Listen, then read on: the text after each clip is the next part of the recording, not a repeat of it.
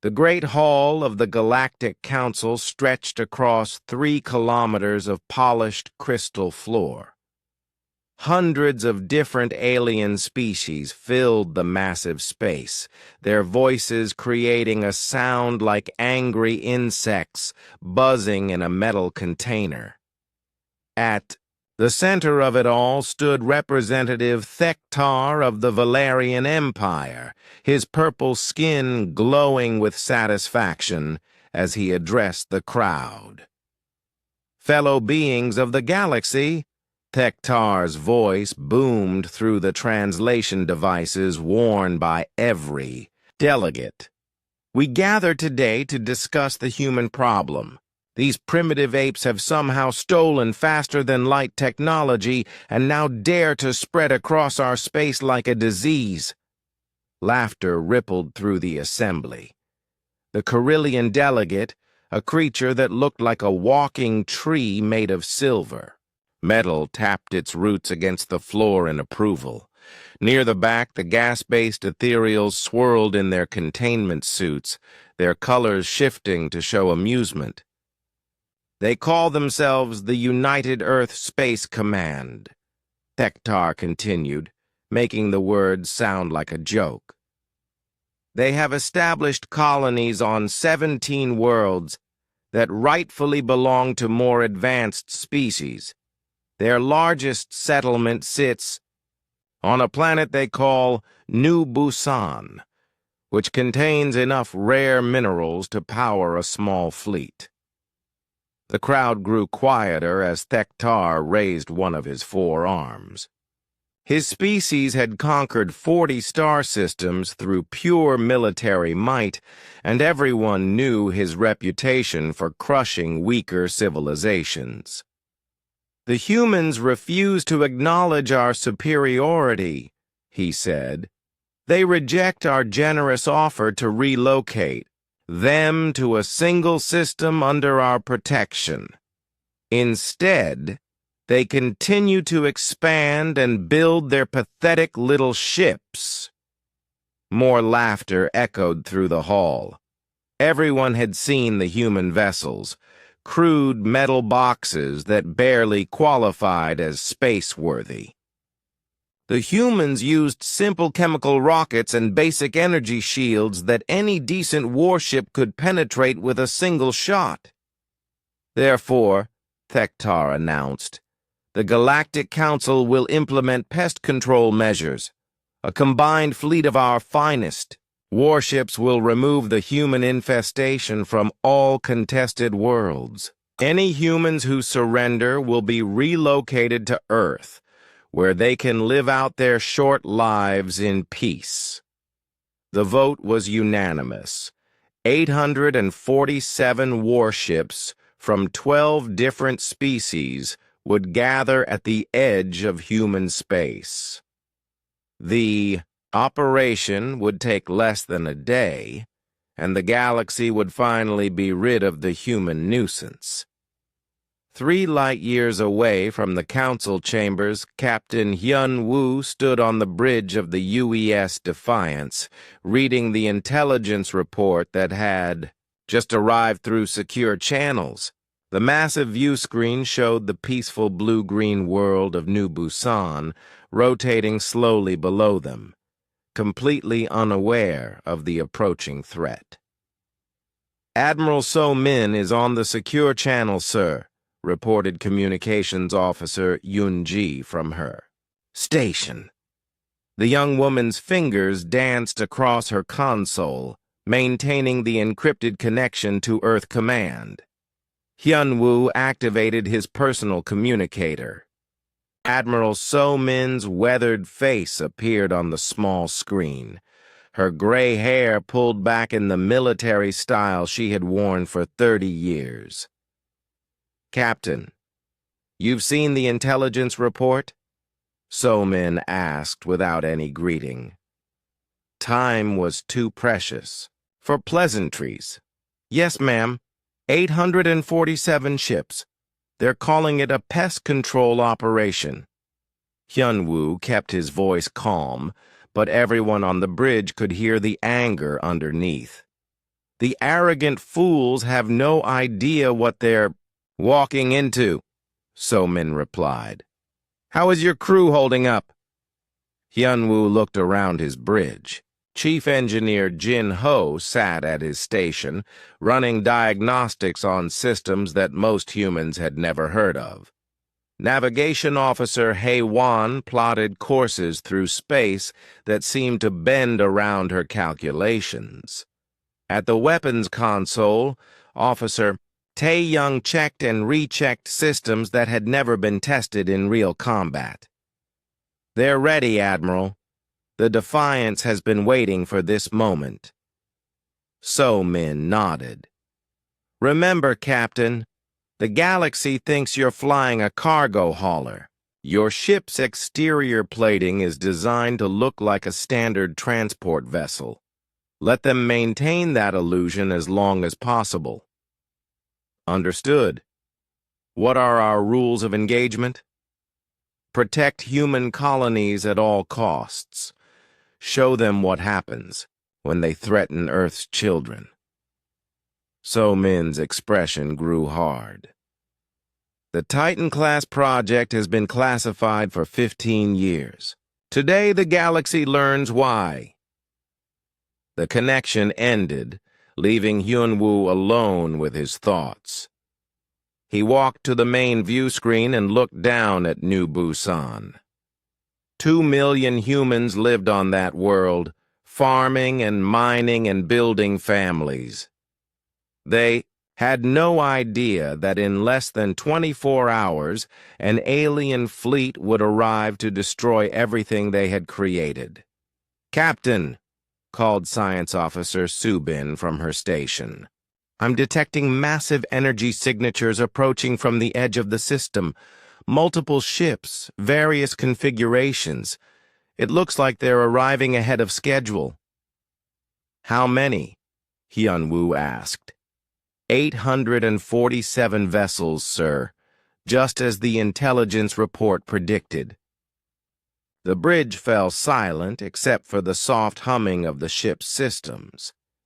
Everyone knew this moment would come eventually. Humanity had been preparing for it since their first contact with alien civilizations 25 years ago. All stations, report readiness, Hyun-woo ordered. Engineering ready, sir, Jin-ho called out. All systems are operating within normal parameters. The fusion cores are stable and the backup power systems are online. Navigation ready, Hae-won reported. Course plotting systems are active. I can get us anywhere in the system within 30 seconds.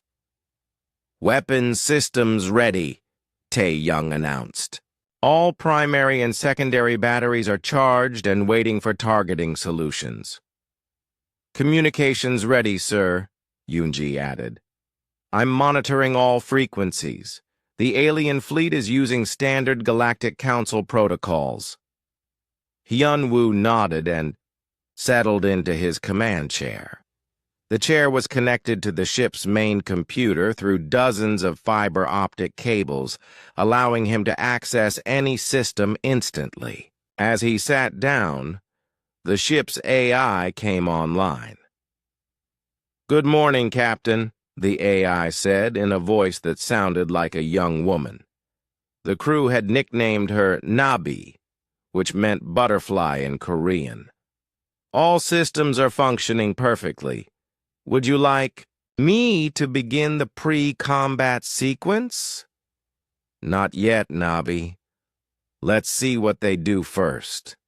The alien fleet appeared on the long-range sensors as small dots of light arranged in perfect attack formation.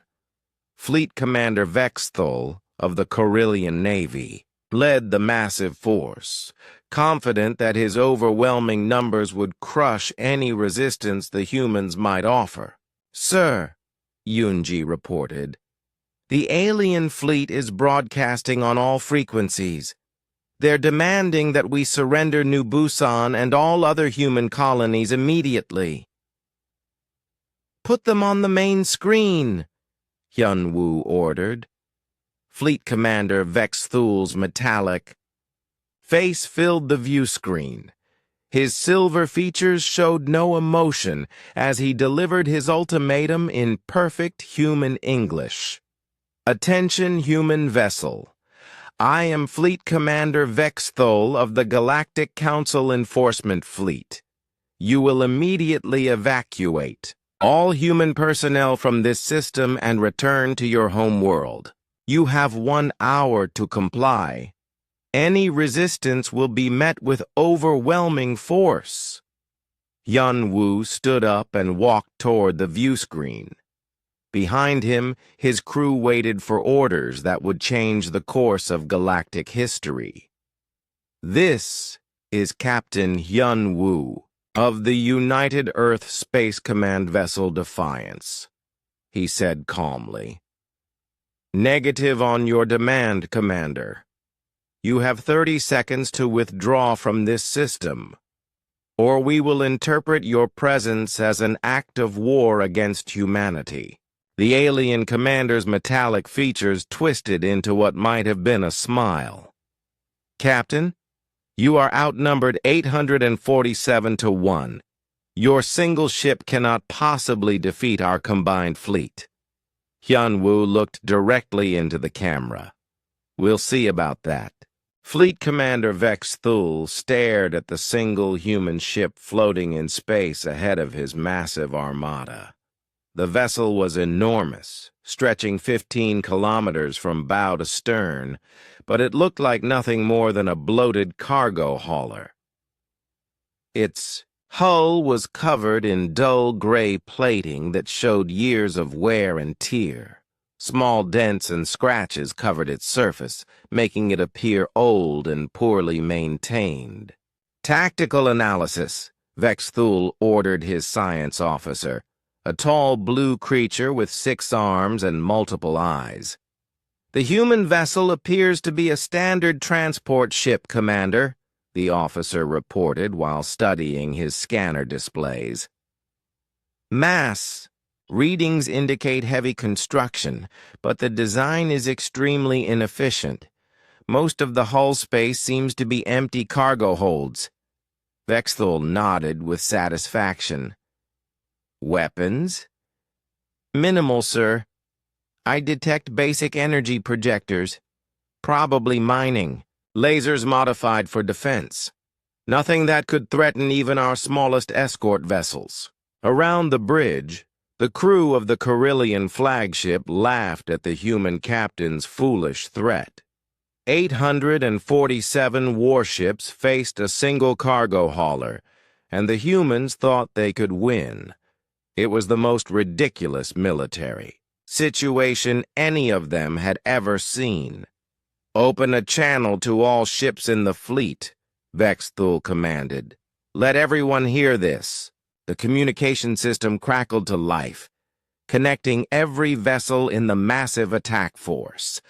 Captains and crews from 12 different species listened as their commander addressed the lone human ship. Captain Hyun-Woo, your 30 seconds have expired. I will give you one final chance to surrender before we destroy your vessel and proceed with the cleansing of this system. On the bridge of the Defiance, Captain Hyun-Woo sat calmly in his command chair, watching the alien fleet. On his tactical display, the 847 ships had arranged themselves in a perfect attack formation, surrounding his vessel from every direction. Their weapon systems were powered up and ready to fire. Sir, Communications Officer Yoon-ji reported quietly, they're broadcasting on all frequencies. Every ship in their fleet is listening. Good, Hyun-Woo replied. Let them all hear this. He activated his own communication system and spoke in the same calm voice he had used before. Fleet Commander. Vexthul, this is my final warning. Withdraw from this system immediately, or face the consequences of your actions. You will not be given another chance. The laughter that erupted from the alien fleet was so loud it caused feedback in the communication systems. Species that had never agreed on anything before united in their amusement at human arrogance. The Valerian delegate Thektar, who was observing the battle from his own command ship, wiped tears from his purple eyes. "Destroy them," Vexthul ordered. 847 warships opened fire at the same moment. The space around the Defiance lit up like a small star as plasma beams, particle cannons, and energy torpedoes struck the human vessel from every direction. The concentrated firepower was enough to vaporize a small moon. Aboard the Defiance, Chief Engineer Jin-Ho watched his displays with professional interest as the alien weapons hammered his ship. The outer hull plating absorbed the massive energy discharge, converting the destructive force into usable power for the ship's systems. "Energy absorption at 95% efficiency," he reported to Captain Hyun-woo. "All systems are operating normally. Hull integrity remains at 100%. "Excellent," Hyun-woo replied. "Begin the revelation sequence." Jin-Ho smiled as he activated systems that had been waiting 15 years for this moment. Beginning exterior plating release in 3, 2, 1, now. The gray, damaged-looking outer hull of the Defiance began to fall away like old skin.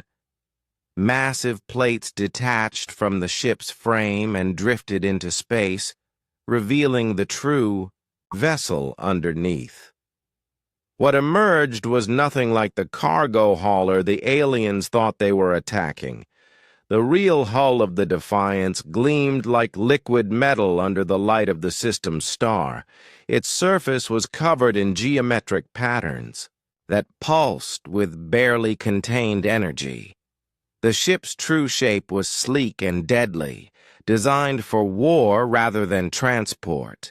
Most shocking of all, the vessel was somehow larger than before, as if the removal of the outer plating had allowed it to expand into its natural form. On the bridge of the Carillion flagship, the science officer stared at his instruments in confusion. "Commander, I'm getting impossible readings from the human ship. It's not just surviving our attack, it's getting stronger." "What do you mean, stronger?" Vexthul demanded. "The vessel is absorbing our weapons fire and converting it to energy. Every shot we fire is making it more powerful." Navigation Officer Hei-Wan sat at her station aboard the Defiance, watching the alien fleet's formation through sensors that could track every molecule in the surrounding space. Her console displayed movement patterns and energy signatures that painted a complete picture of the enemy force. "Captain," she reported, "the alien ships are beginning to show signs of confusion. Their formation is starting to break apart." "Weapons status?" Hyun-woo asked. Weapons Officer Tae-young checked his displays. "All primary systems are online and fully charged. The alien attack has provided enough energy to power our main batteries for the next 6 hours. Defensive systems? Active and operational, sir. We're tracking all enemy vessels simultaneously. No hostile weapon can reach us without our permission." Captain Hyun-woo stood up and walked to the main view screen. The alien fleet filled the space around his ship, their weapons still firing uselessly against the Defiance's hull. He could see the panic beginning to spread through their formations as they realized their attacks were having no effect.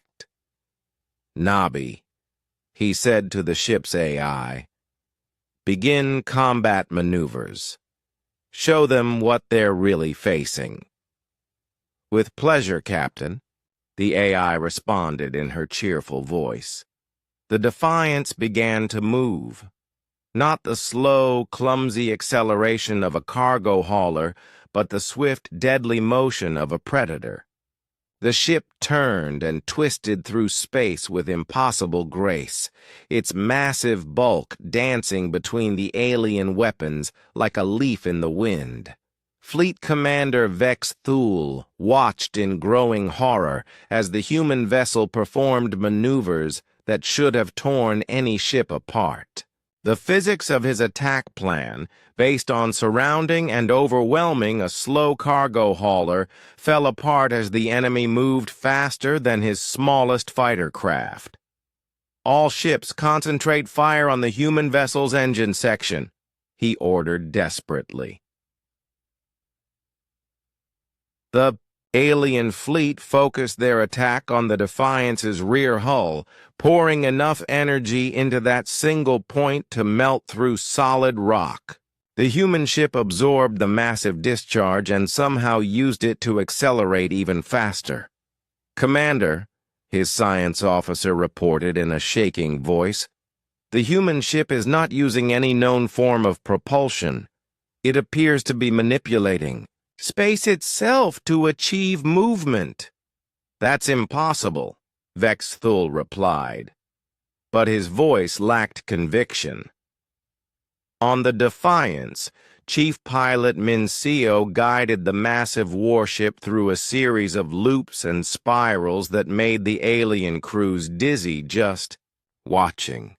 Her hands moved across controls that responded to her thoughts as much as her touch, creating a harmony between pilot and machine that no alien species had ever achieved.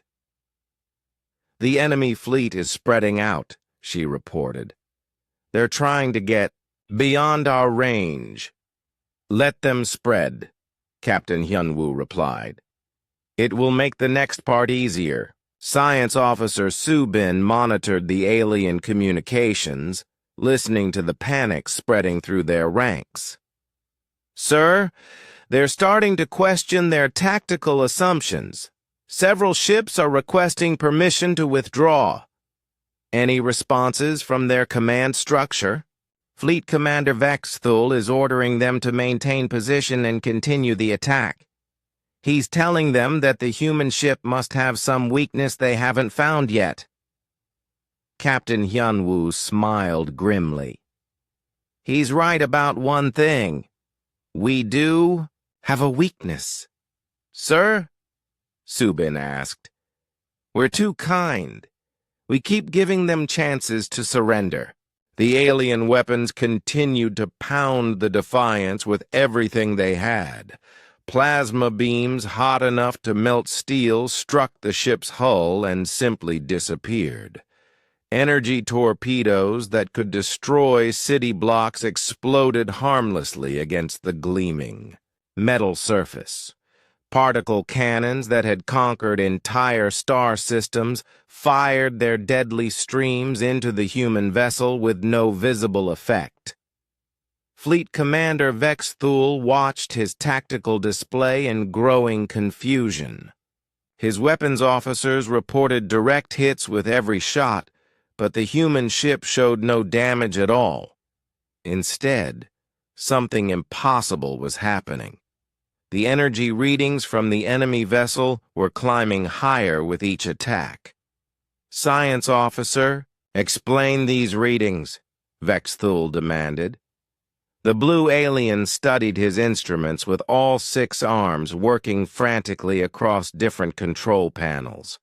Commander, the human ship appears to be absorbing our weapons fire and converting it into its own power. This should not be possible with any known technology. Perhaps they have some kind of advanced shielding system, suggested the tactical officer, a reptilian creature with scales that changed color when he was nervous. Right now, those scales were flashing bright yellow. No, sir, the science officer replied. "This is not shielding. The energy is not being deflected or blocked. It is being absorbed and stored. The human vessel is literally eating our attacks and becoming stronger." On the bridge of a Valerian heavy cruiser, Captain Morthek watched the battle through his ship's main viewer. He had fought in 17 different wars and had never seen anything like this. The human ship moved through space like a living thing, dodging and weaving between the concentrated fire of nearly 1,000 warships. "Sir, should we increase our attack power?" asked his weapons officer. "No," Morthek replied slowly. "I think we are feeding it. Every shot we fire makes it stronger. Look at how it moves now compared to when we started." The weapons officer checked his tactical display, and his face went pale. "You're right, sir. The human ship was moving at normal speeds when we began the attack. Now it's faster than our best interceptors." Aboard the Defiance, Weapons Officer Tae Young watched his power displays with satisfaction. The alien attack had charged his systems far beyond their normal capacity. Energy flowed through the ship's weapon systems like water through a broken dam, ready to be unleashed at a moment's notice. "Captain," he reported, "all weapon systems are fully charged and ready. The alien fleet has provided us with more than enough power to operate at maximum capacity." Captain Hyun-woo nodded and turned to Chief Engineer Jin-ho. "Status on the main systems?" "All systems are operating perfectly, sir," Jin-ho replied with a smile. "The fusion reactors are stable, backup power is online, and the quantum field generators are humming like happy cats. The alien attack has charged our energy reserves to 130% of normal capacity." Emergency Tactical Officer Young-soo, what is the enemy fleet's current status? Young-soo studied the holographic display that showed every alien ship in perfect detail. "Sir, the enemy is maintaining their attack formation, but I'm detecting increasing confusion in their ranks. Several ships have reduced their rate of fire, and some are requesting new orders from their command vessel. They're starting to realize that their plan isn't working," observed Communications Officer Yoon-ji from her station. "I'm intercepting messages between their ships. They're asking each other if anyone knows what kind of technology the humans are using." Captain Hyun-woo walked to the center of the bridge and activated the ship's internal communication system. His voice echoed through every corridor and room of the massive vessel. "Attention all crew members. This is your captain speaking. After 15 years of preparation, the moment we have trained for has finally arrived. The alien fleet believes they can destroy us with superior numbers and firepower. They are about to learn why humanity deserves respect in this galaxy. All hands, prepare for combat operations." Throughout the ship, crew members at their stations smiled grimly and made final preparations. In the engineering section, teams of technicians monitored systems that most aliens couldn't even imagine. In the weapons bays, automated loading systems prepared ammunition that operated on principles beyond conventional physics. "Nabi," Captain Hyun-woo said to the ship's AI, "begin Phase 2 of the combat sequence." "Beginning Phase 2, Captain," the AI replied cheerfully. "Activating primary weapon systems now." The hull of the Defiance began to change. Sections that had appeared solid opened like flower petals. revealing weapon ports that glowed with barely contained energy. The geometric patterns covering the ship's surface pulsed faster, creating waves of light that rippled from bow to stern. Fleet Commander Vex Thule stared at his main viewer as the human ship transformed before his eyes. What had started as a simple cargo hauler, then revealed itself as a sleek warship, was now becoming something else entirely. The vessel seemed to grow larger and more threatening with each passing moment. "All ships, cease fire," he ordered. "Sir?" his tactical officer asked in surprise. "Cease fire immediately. We are no longer helping ourselves." The order went out across the alien fleet, and slowly, the massive bombardment stopped. For the first time in 20 minutes, space around the Defiance was quiet. The human ship hung, motionless in the void, its hull glowing with stored energy from the alien attack. "Sir," the science officer reported, "the human vessel has stopped absorbing energy, but power readings are still climbing. It appears to be generating additional power from internal sources." Vex Thule activated his communication system and broadcast on all frequencies. "Human Captain, what manner of vessel are you commanding?" Captain Hyunwoo's face appeared on view screens throughout the alien fleet. His expression was calm and professional, showing no sign of stress or concern despite being surrounded by nearly 1,000 enemy warships. "Fleet Commander Vex Thule, you are looking at humanity's first Titan-class warship. The UES Defiance was designed and built specifically to defend human colonies from threats like your fleet." "Titan-class?" Vex Thule repeated. "What does that designation mean?"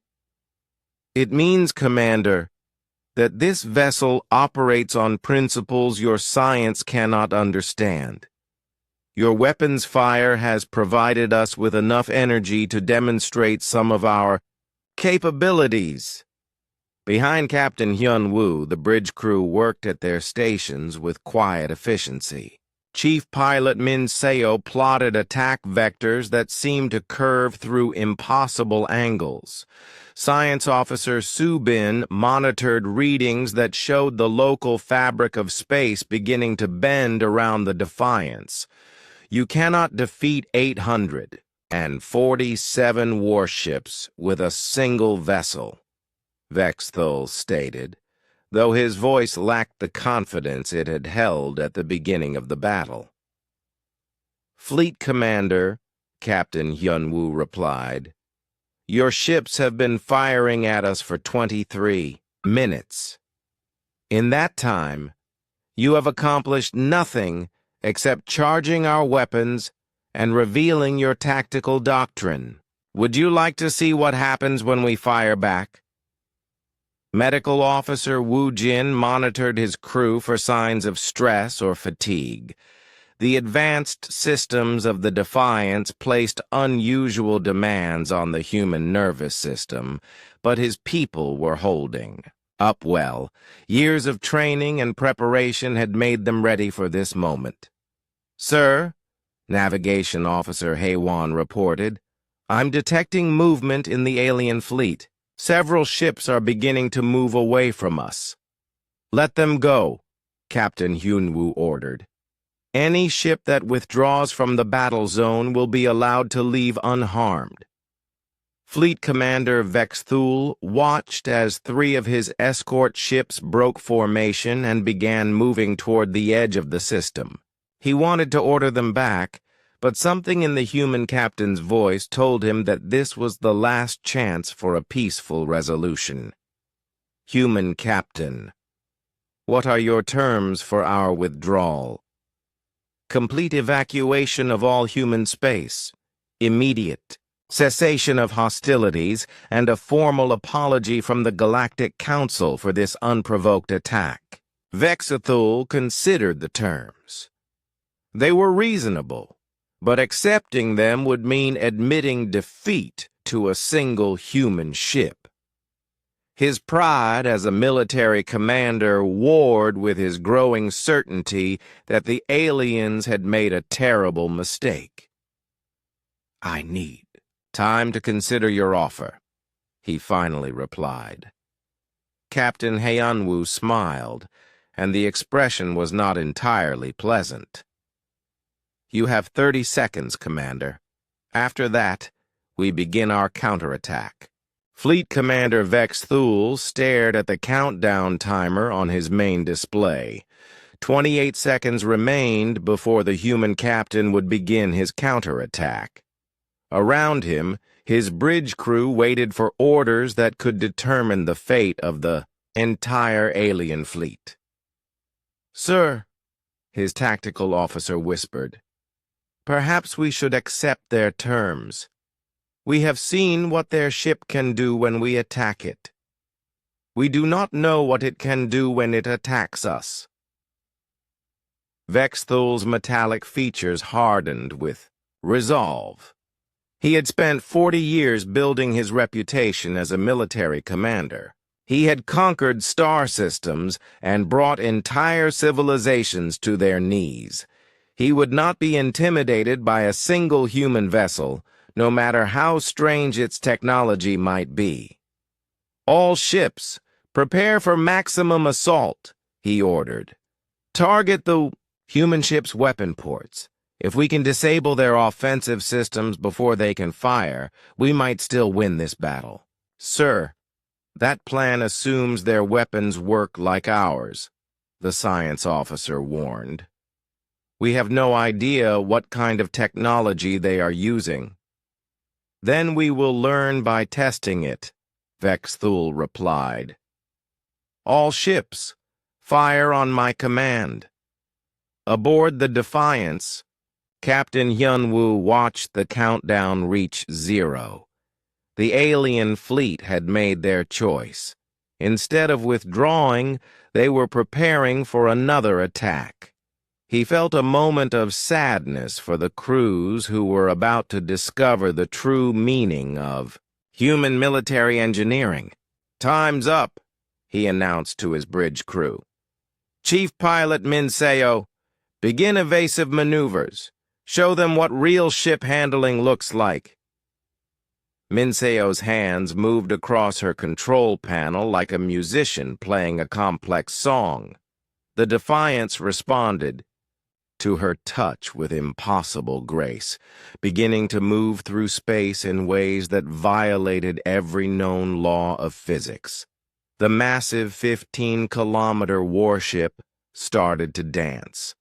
It spun on its axis while simultaneously moving forward, backward, and sideways.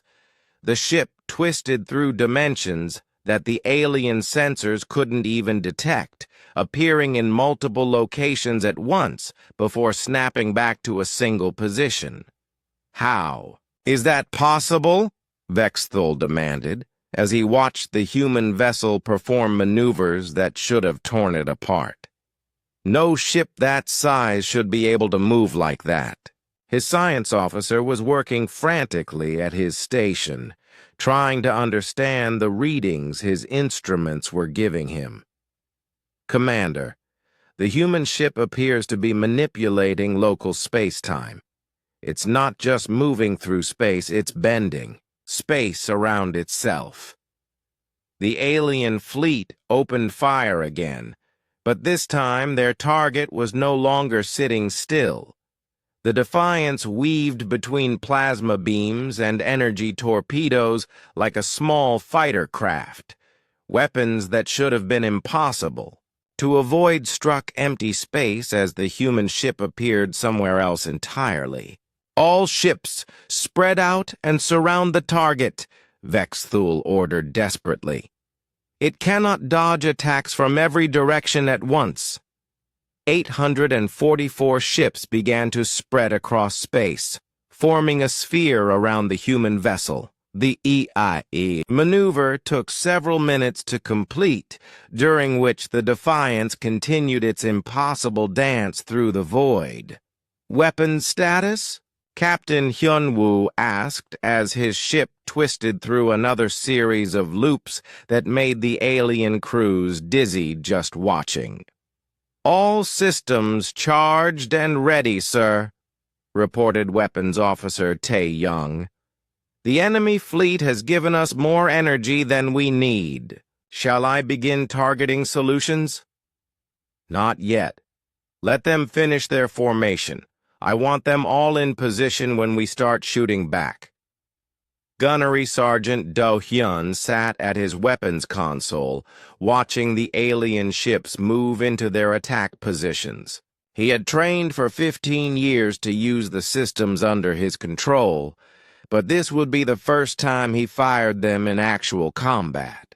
The weapons were based on principles that most humans couldn't understand, let alone the aliens they were about to face. "Sir," Navigation Officer Haewon reported, "the enemy fleet has completed their encirclement.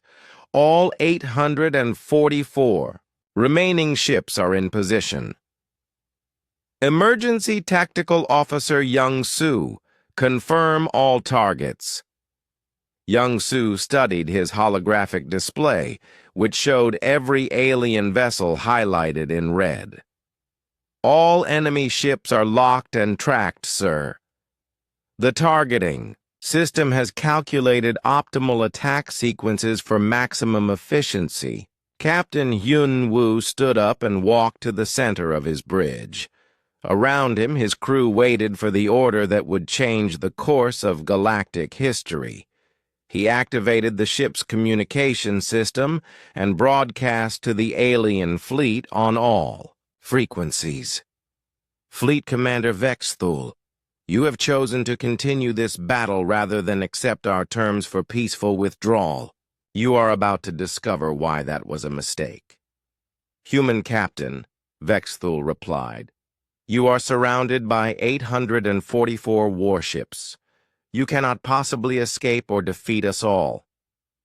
"Commander, you still don't understand what you're facing. The Defiance is not trying to escape. We are the hunter here, and you are the prey." Captain Hyun-woo turned to his weapons officer. "Tae-young, you may begin the demonstration. Fire when ready." "Yes, sir."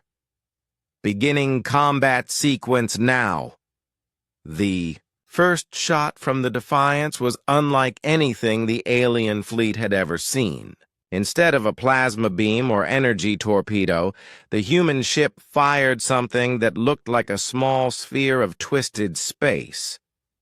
The projectile moved slowly at first, giving the aliens time to track its path toward a Valerian heavy cruiser.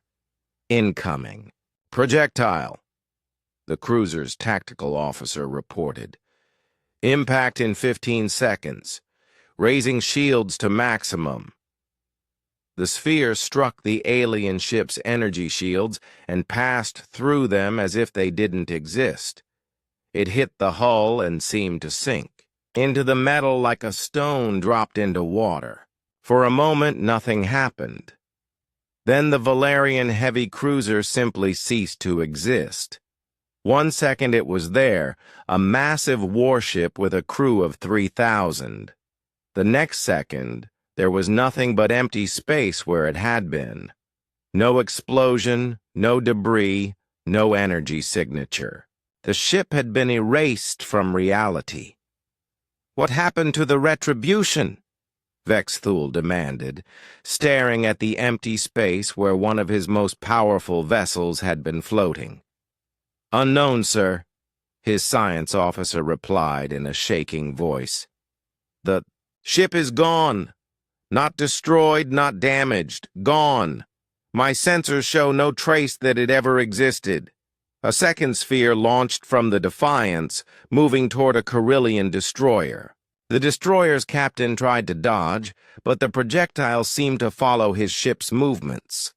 It struck the hull, and the destroyer vanished just as completely as the cruiser had. "All ships, evasive maneuvers," Vexthul ordered. "Do not let those weapons hit you." The alien fleet scattered like frightened fish, breaking their careful formation as each captain tried to save his own ship. But the human weapons seemed to ignore their evasive maneuvers. A third sphere caught a fast escort vessel that was moving at maximum speed. The ship disappeared between one heartbeat and the next. Communications Officer Yun-ji listened to the panic spreading through the alien fleet. "Sir, they're starting to break formation completely. Several ships are requesting permission to withdraw from the battle." "Any responses from their command structure?" "Fleet Commander Vexthul is ordering them to maintain attack formation and continue firing, but most of the ships are ignoring his orders." Captain Yunwoo nodded. "Continue firing, but target only the ships that are still attacking us. Any vessel that stops shooting and begins to withdraw should be allowed to leave." Gunnery Sergeant Do Hyun adjusted his targeting priorities, focusing on the ships that were still trying to fight rather than those attempting to flee. The quantum displacement cannons continued to fire their reality-erasing projectiles, each shot removing another alien warship from existence.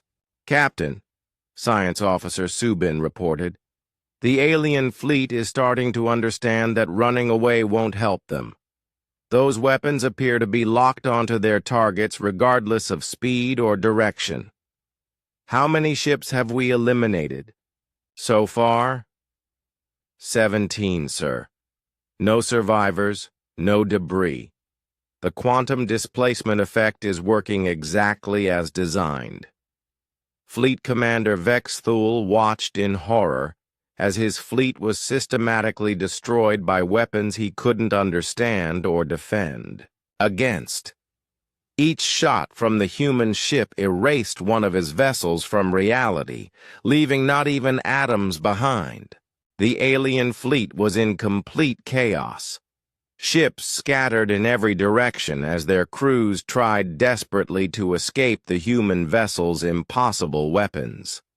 Fleet Commander Vexthul watched his tactical display in horror as red dots representing his warships simply vanished one after another.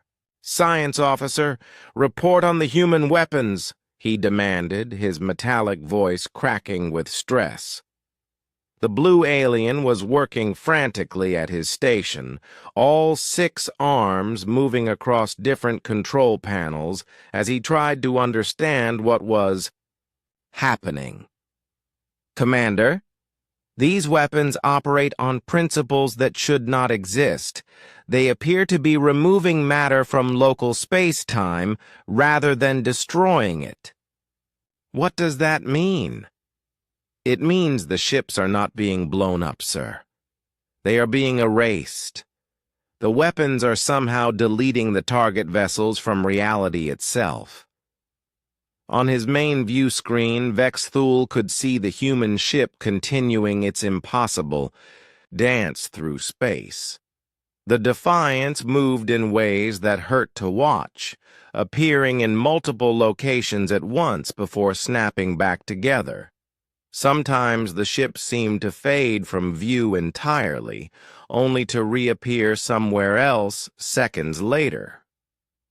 "Sir," his tactical officer reported, scales flashing bright yellow with fear, "the human vessel is now displaying additional capabilities. It appears to be phasing in and out of our dimension." "Explain that statement." "The ship is becoming partially invisible, sir. Our sensors can track it for a few seconds, then it disappears completely before showing up in a different location. It's as if the vessel is stepping outside of normal space." Aboard the Defiance, Science Officer Subin monitored the ship's most classified systems as they engaged for the first time in actual combat. The quantum phase generators were working perfectly, allowing the massive warship to exist in multiple dimensional layers simultaneously. "Captain," she reported to Hyunwoo, "all exotic systems are functioning within normal parameters. The dimensional variance engines are stable, and the reality manipulation fields are holding steady." "Medical status?" the captain asked. "Medical." Officer Woo Jin checked his displays, monitoring the health of every crew member aboard the ship. "Sir, we're seeing some minor temporal displacement sickness among the crew, but nothing serious. The dimensional shifts are causing slight nausea in about 10% of personnel." "Can they continue their duties?" "Yes, sir. The symptoms are mild and should fade as the crew adapts to the phase variance patterns." Captain Hyun-woo nodded and turned to his weapons officer. "Tae-young, what is our ammunition status?" "Excellent, sir. The quantum displacement cannons are generating their own projectiles from local space-time fluctuations. We have effectively unlimited ammunition as long as our power systems remain online." The alien fleet was learning that their normal tactics were useless against the human ship. Every time they tried to surround the Defiance, it would phase out of normal space and reappear somewhere else. When they concentrated their fire on one location, the ship would split into multiple copies, each one attacking from a different direction. "This is impossible," muttered Captain Morthek aboard his Valerian cruiser. "Ships cannot exist in 17 different places at the same time." His science officer was staring at sensor readings that made no sense.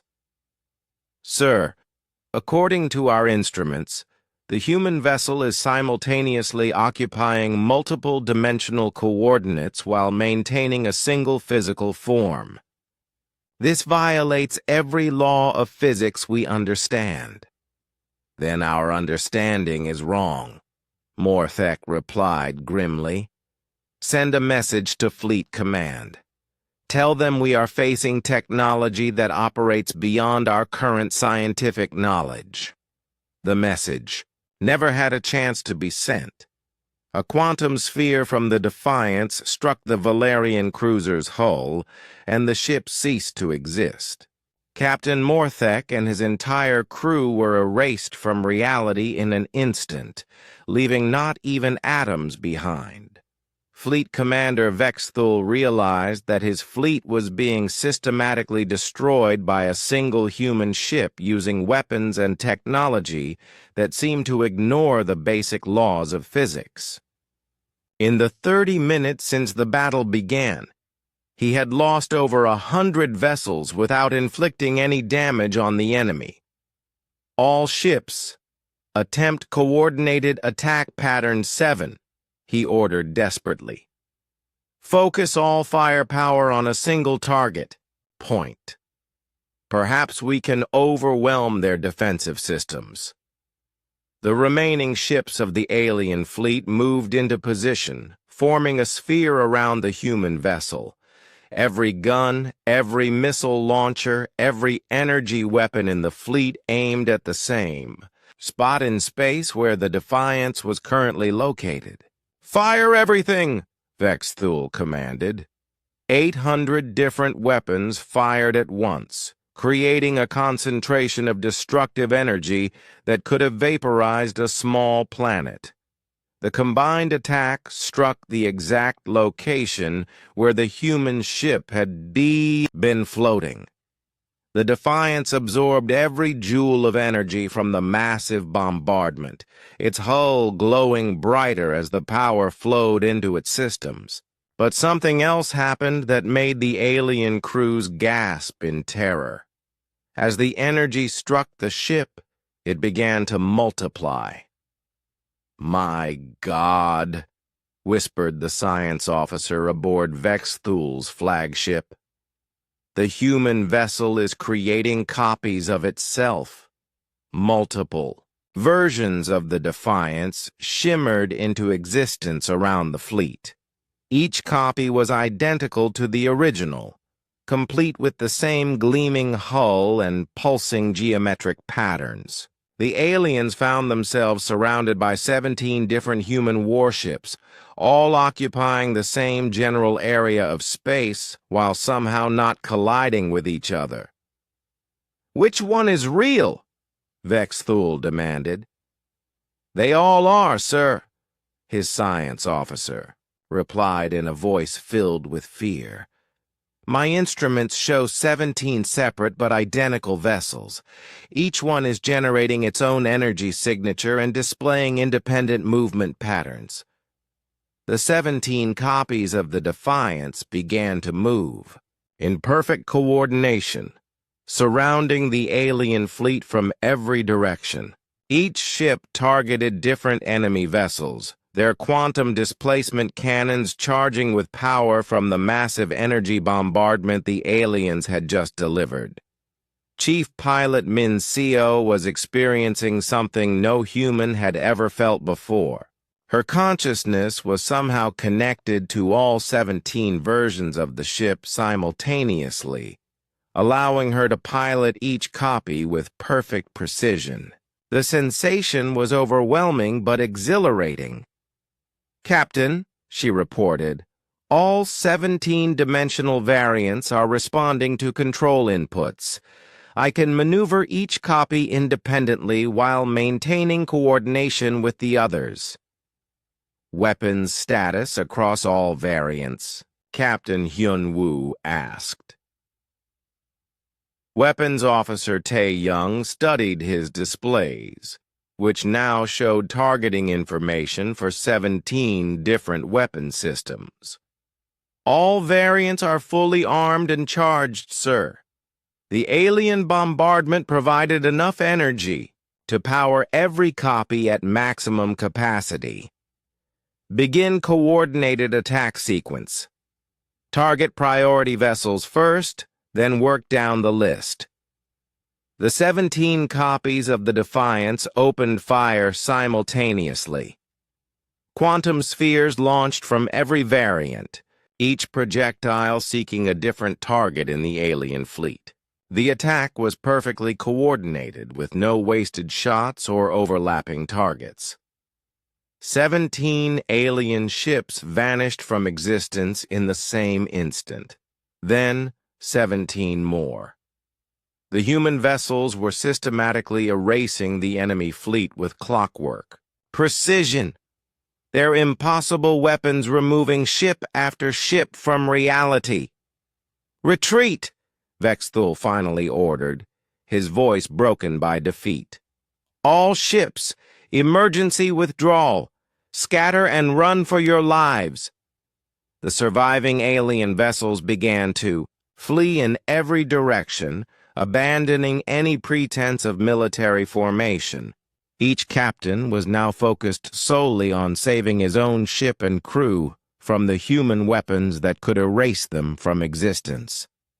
But the Defiance and its 16 copies were not finished demonstrating their capabilities. As the alien ships tried to escape, the human vessels began to appear at their destination points, having somehow arrived before the fleeing ships even began their retreat. "How are they getting ahead of us?" demanded one alien captain as he found a human warship waiting directly in his escape path. His science officer could only stare at the impossible readings on his instruments. "Sir, the human ships appear to be traveling backwards through time. They are arriving at locations before they even begin moving toward them." The truth was even more terrifying than time travel. The Defiance was manipulating the fundamental structure of space-time itself, folding the distance between points to appear wherever it needed to be. The ship wasn't just faster than the alien vessels, it was operating outside the normal flow of cause and effect. The 17 copies of the Defiance moved through space like deadly ghosts, appearing wherever the fleeing alien ships tried to go. No matter which direction the enemy vessels turned, they found human warships waiting for them. The aliens were trapped in a nightmare where escape was impossible and death could come from any direction. Fleet Commander Vex Thul watched his fleet disintegrate around him. Ships that had served with honor for decades were vanishing from existence faster than his tactical officers could update their displays. In less than an hour, his mighty armada of 847 vessels had been reduced to fewer than 200. "Sir," his science officer reported with a trembling voice, "I'm detecting a massive energy buildup from all 17 human vessels. They appear to be charging some kind of primary weapon system." "Primary weapons?" Vex Thul asked. "You mean what we've seen so far were just secondary systems?" "That appears to be correct, Commander. The energy readings are unlike anything we've recorded before. Whatever they're preparing to fire will be far more powerful than the weapons they've been using." Aboard the prime version of the Defiance, Captain Hyun-woo stood at the center of his bridge, watching the tactical display that showed every remaining alien ship in the system. His crew had performed magnificently, but the time had come to end. "This battle once and for all. Weapons Specialist Jun Seo," he called to a young officer at a specialized console. "Status on the probability cascade cannon." Jun Seo checked his instruments carefully. The probability cascade cannon was the most devastating weapon ever created by human science, and this would be its first test in actual combat. "Sir, all 17 variants report ready for cascade firing. The alien attack has provided more than enough energy to power the system. What is our target selection?" "I recommend we demonstrate the weapon's capabilities on a single target first, sir. Let the aliens see what they're truly facing before we eliminate the rest of their fleet." Captain Hyun-woo nodded. "Select the largest remaining enemy vessel. Make sure all alien ships can observe the effect." Jun Seo studied his targeting display and identified a massive Carillion battleship that was trying to rally the fleeing alien forces. "Target selected, sir. The battleship Dominator, flagship of the Carillion Third Fleet. Communications Officer Yun-ji. Open channels to all alien vessels. I want every surviving ship to hear this message. Channels open, sir. All enemy vessels are receiving." Captain Hyun-woo activated his personal communicator, and his image appeared on view screens throughout the alien fleet. His expression was calm and professional, showing no sign of anger or hatred despite the unprovoked attack on human space. "Attention all alien vessels. This is Captain Hyun-woo of the United Earth Space Command vessel Defiance. You came here to destroy human colonies and exterminate our people. Instead, you have provided us with the energy needed to demonstrate our most advanced weapon systems." On the bridge of the Carillion battleship Dominator, Captain Vex Thul listened to the humans' words with growing dread. His ship was the largest and most powerful vessel in the alien fleet, equipped with enough firepower to level a continent. If the humans were targeting him specifically, it meant they were confident they could destroy anything the aliens could field. "Sir," his tactical officer reported, All 17 human vessels are targeting our ship. Energy readings are climbing beyond our instrument's ability to measure. Raise all shields, Zekthul ordered. Prepare for emergency jump. If we can get out of this system, we might be able to warn the rest of the galaxy. Captain Hyunwoo continued his broadcast to the alien fleet. Fleet Commander Vexthul, you told us we were outnumbered 847 to 1. You believed superior numbers would guarantee your victory. You were wrong.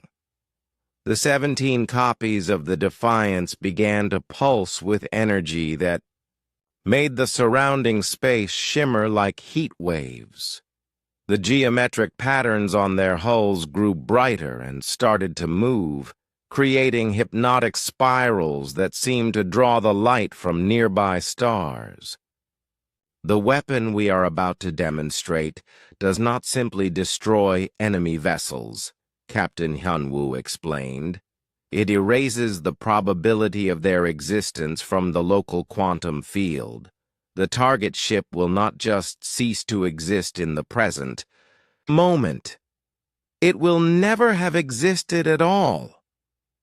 Weapons specialist Jun Seo made final adjustments to his targeting system. The probability cascade cannon worked by identifying the quantum signature of a target and then systematically removing all probability waves that allowed it to exist.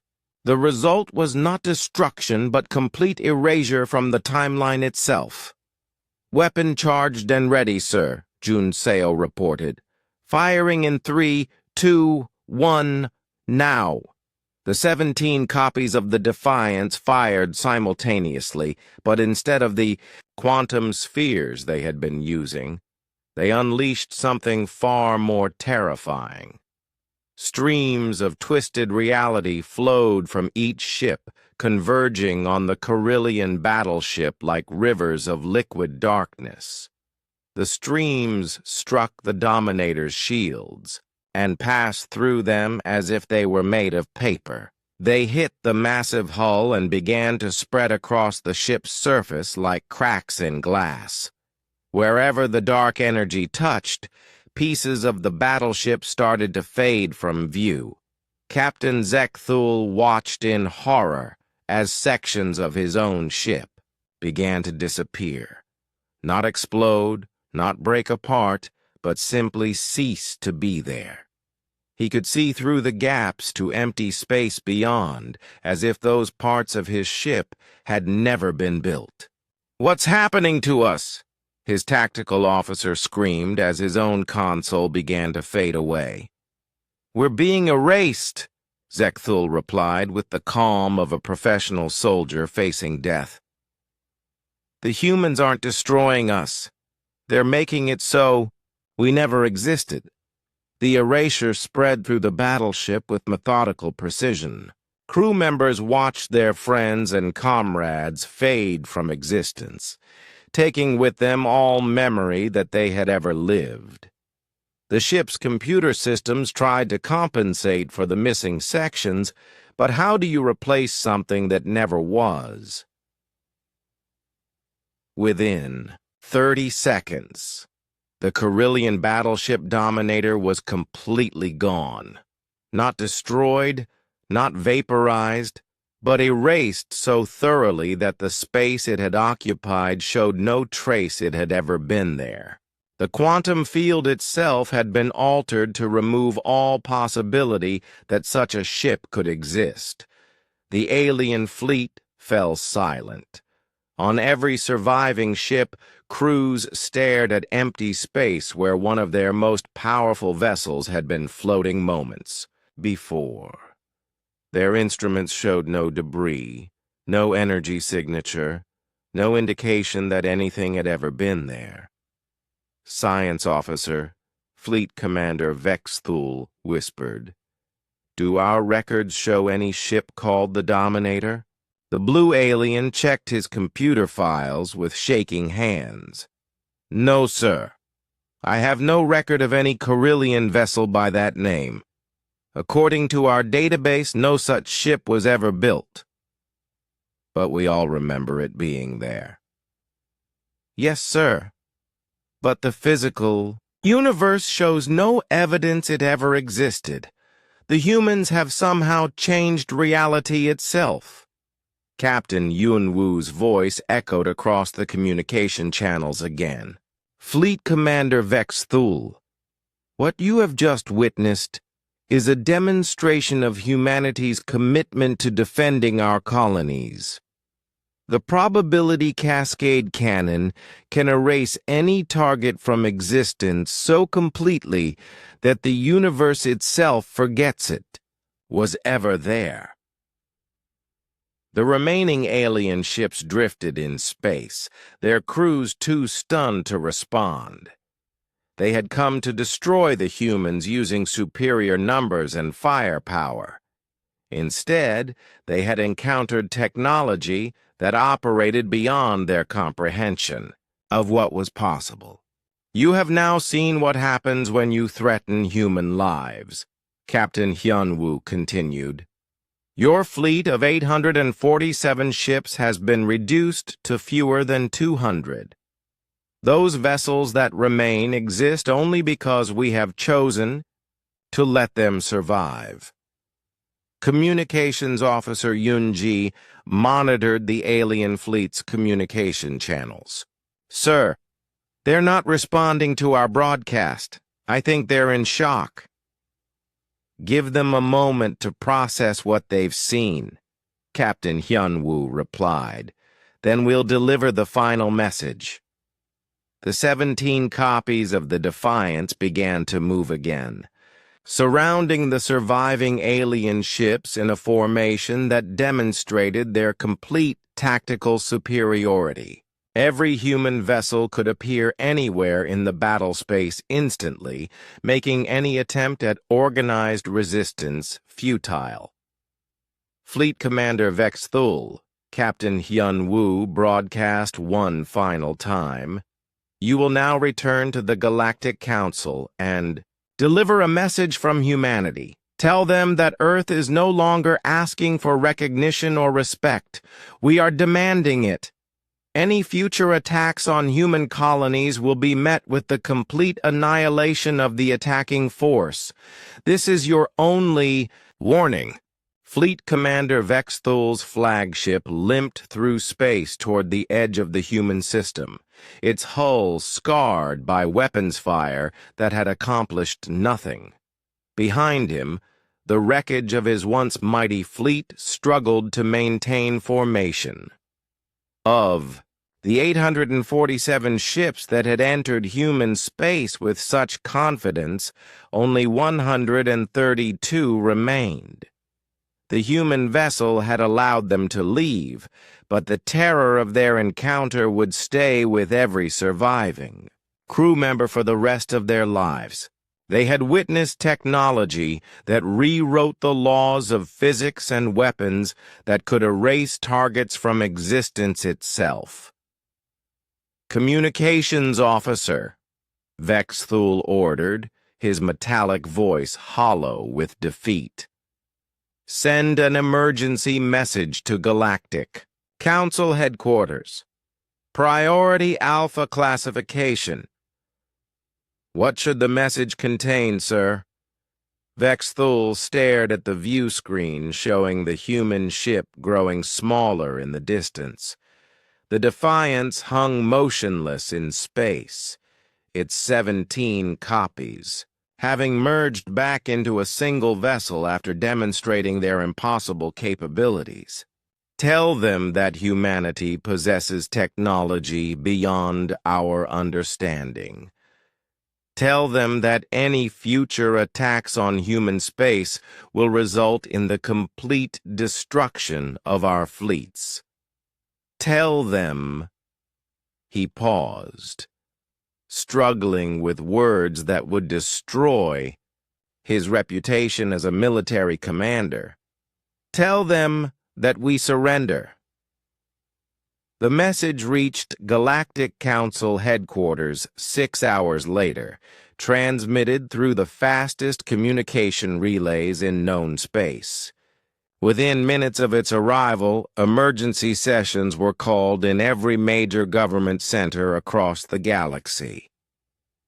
On the homeworld of the Valerian Empire, High Command gathered in their crystal war room to analyze the devastating reports. General Morketh, Supreme Commander of Valerian military forces, studied the tactical data with growing disbelief. 17 ships? He asked his intelligence officers. The humans defeated an armada with 17 ships? No, sir, replied his chief, analyst, a purple-skinned female with decades of military experience. According to Fleet Commander Vex Thol's report, the humans used only one ship. The other 16 were copies created by some kind of dimensional manipulation technology. That's impossible. No single vessel could destroy over 700 warships. The battle recordings say otherwise, sir. The human ship absorbed our weapons fire and converted it into additional power. Their weapons don't destroy targets, they erase them from reality. Ships that are hit by their primary weapon system simply cease to exist, and the universe itself forgets they were ever built. General Morketh activated his communication system and called an emergency meeting of the Valerian High Council. Within hours, similar meetings were taking place on every major world in the galaxy as the news of humanity's impossible victory spread like wildfire. On Earth, Admiral Somin sat in the secure conference room deep beneath Earth Command headquarters, reviewing the battle reports from Captain Hyun-woo.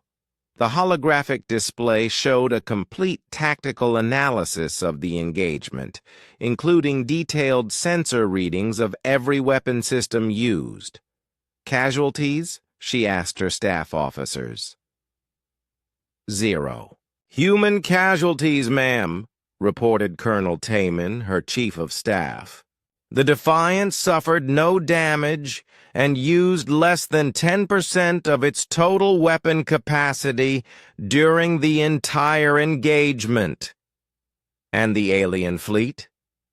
715 vessels destroyed or erased from existence. 132 ships allowed to withdraw after they ceased hostile actions. Total engagement time, 4 hours and 17 minutes. Admiral So-min smiled grimly.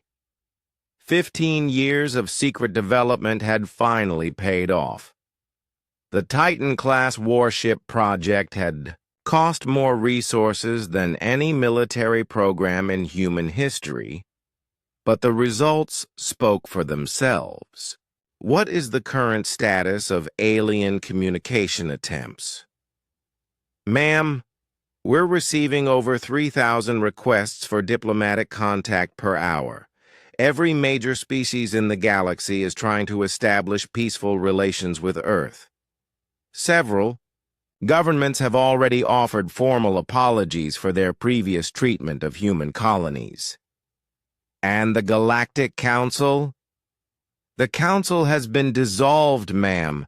Emergency sessions on 12 different worlds have resulted in the formation of what they're calling the Terran Galactic Cooperative. They're requesting that Earth assume the leadership role in galactic affairs.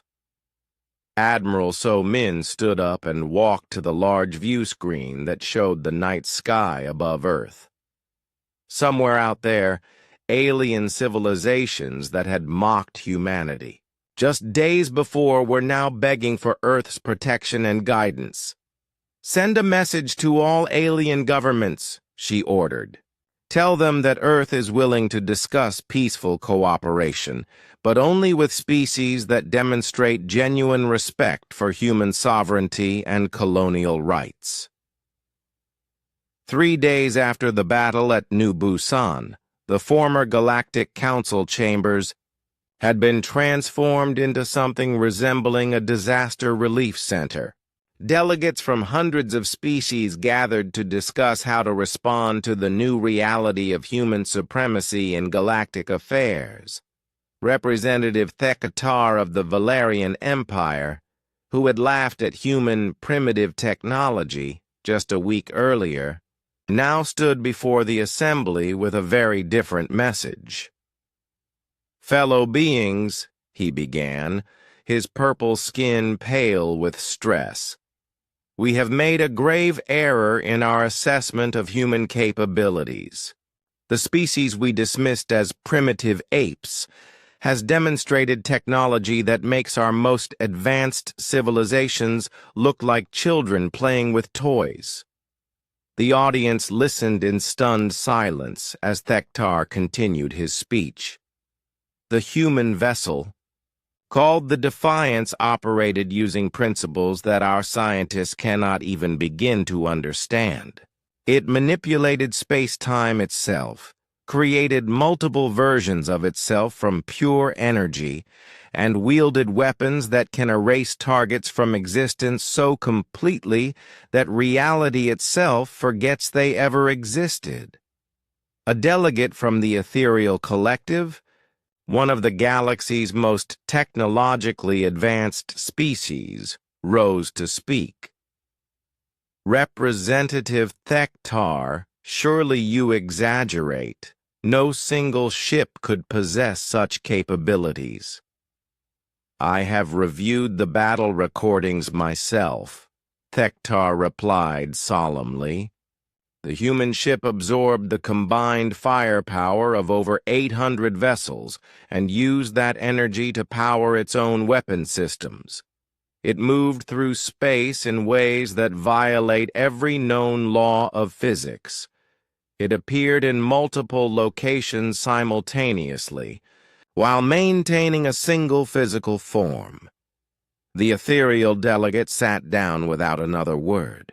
If the Valerians, known throughout the galaxy for their military expertise, were admitting defeat so completely, then the situation was even worse than most species realized. "What do you propose we do?" asked a delegate from the Carillion Navy. "We surrender," Thektar replied simply. "We acknowledge human supremacy in galactic affairs and request that Earth assume leadership of a new cooperative government structure. It is our only hope for survival."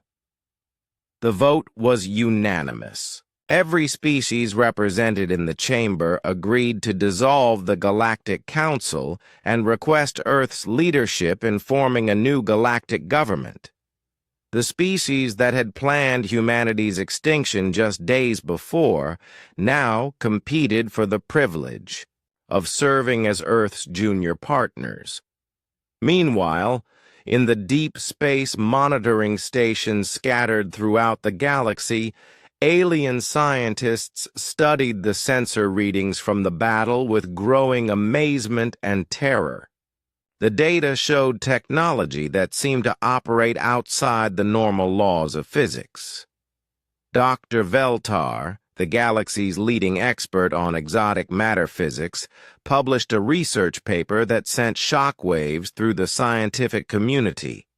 Her conclusion was simple and terrifying. Humanity had somehow learned to manipulate the fundamental structure of reality itself. The human vessel did not simply use advanced technology, she wrote. It rewrote the local laws of physics to achieve effects that should be impossible. They have mastered forces that we have only theorized about in our most advanced mathematical models.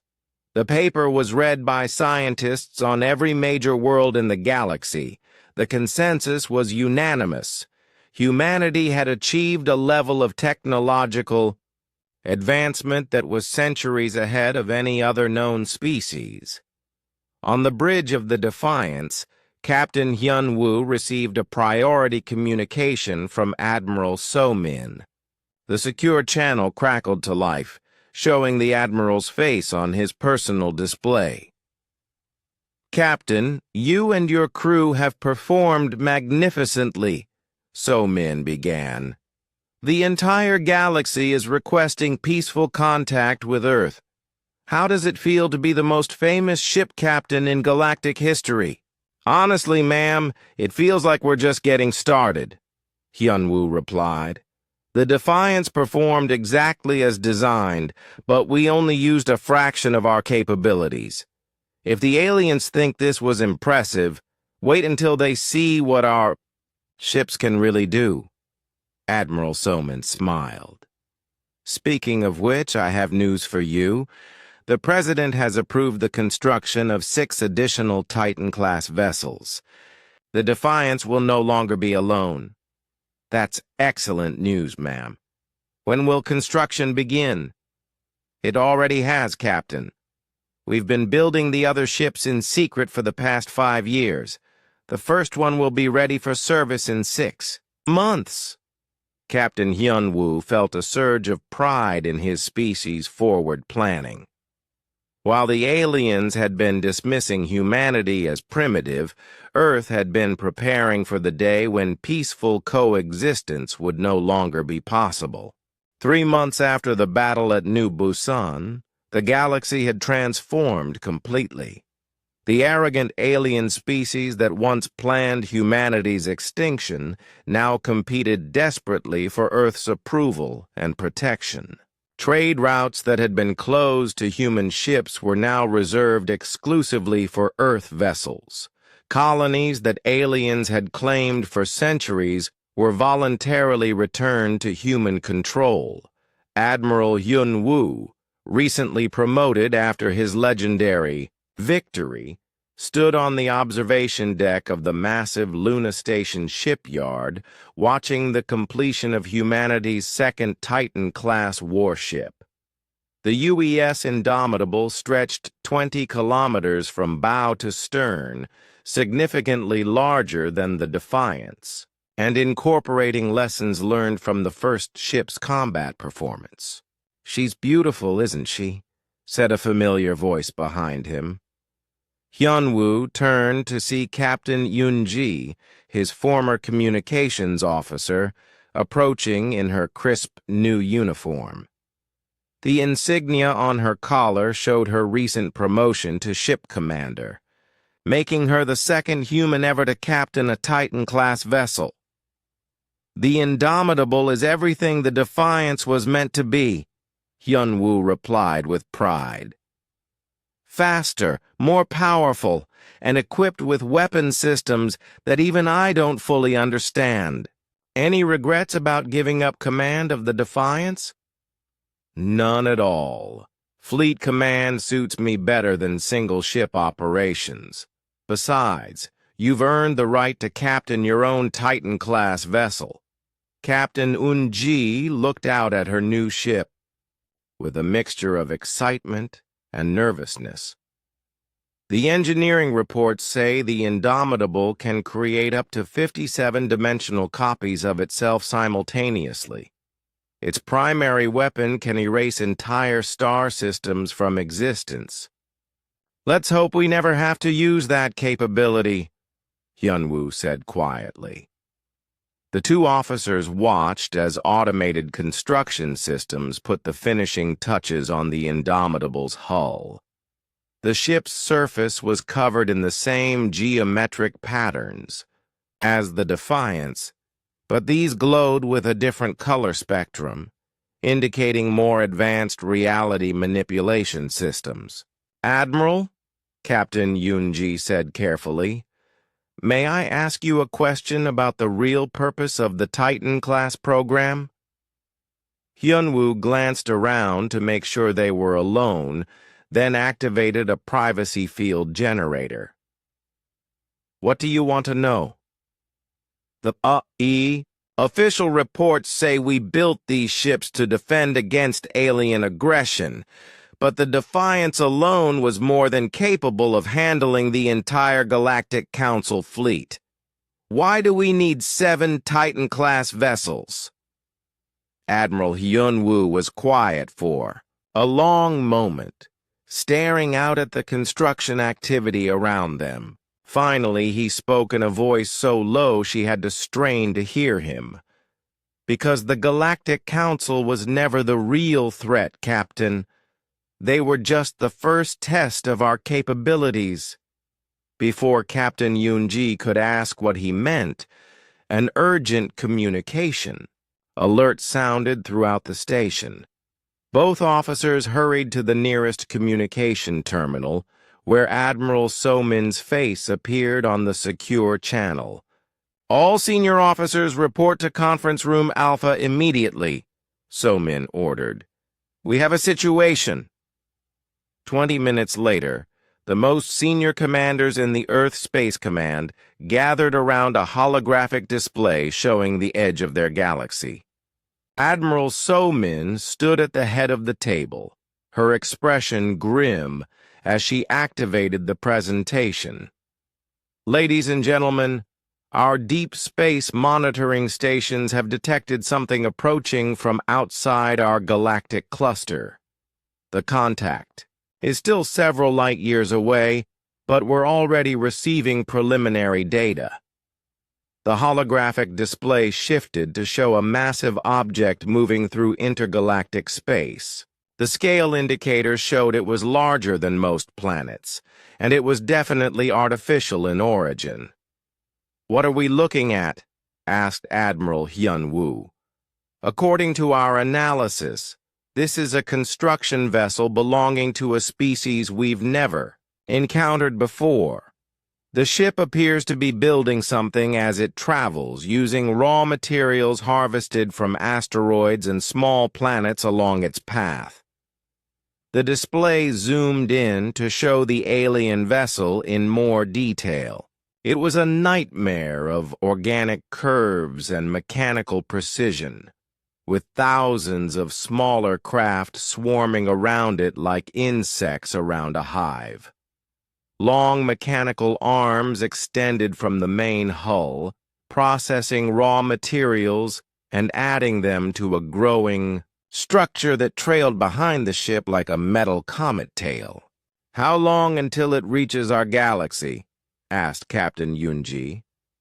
"At its current speed, approximately 18 months, Admiral So-min replied. "But that assumes it maintains its present course and velocity. If it accelerates or changes direction, that timeline could change dramatically." The room fell silent as the officers studied the alien vessel. Everyone could see that this was something far beyond the technology level of the Galactic Council species they had recently defeated. "Admiral," asked the chief science officer, "do we have any idea what they're building?" "Our best analysis suggests it's some kind of massive weapon platform. The structure being constructed appears to be designed for planetary bombardment on IB, a scale we've never seen before. If our calculations are correct, this device could sterilize entire star systems." Admiral Hyun-woo leaned forward in his chair. "You're saying this is an invasion force?" "That's our working theory, yes. The construction pattern suggests they're preparing to attack our galaxy on a massive scale. Every habitable world, every sentient species, everything we know could be destroyed." The silence in the room was broken by a young intelligence officer who had been studying the data feeds. "Admiral, there's something else. Our long-range sensors are detecting similar vessels, approaching from 3 other directions. This isn't a single ship, it's part of a coordinated assault force." The holographic display updated to show 4 separate contact points around the galaxy's edge. Each showed the same type of massive construction vessel, each building its own planet-killing weapon platform. "My God," whispered Captain Yunji, "they're surrounding us." Admiral So-min nodded grimly. The preliminary analysis suggests these vessels belong to a species that specializes in extragalactic conquest. They move from galaxy to galaxy, systematically destroying all life before moving on to the next target.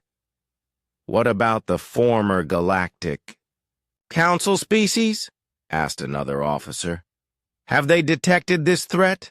Their monitoring technology is decades behind ours. They have no idea what's coming. If we don't stop these invaders, every sentient species in our galaxy will be extinct within 5 years. Admiral Hyun-woo stood up and studied the display showing the approaching threats.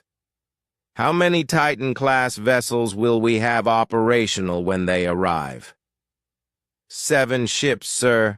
The Defiance, the Indomitable, and 5 others currently under construction, each one more advanced than the last.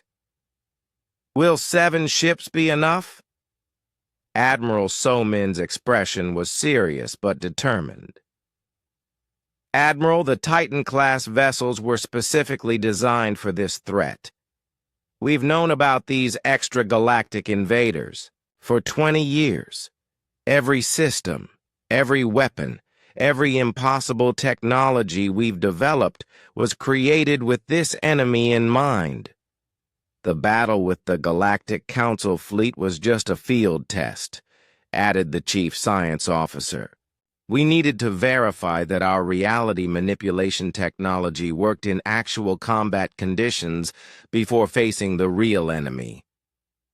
Captain Yoonji stared at the display showing the approaching invasion force. So when we defeated the Council fleet, we weren't just defending human colonies.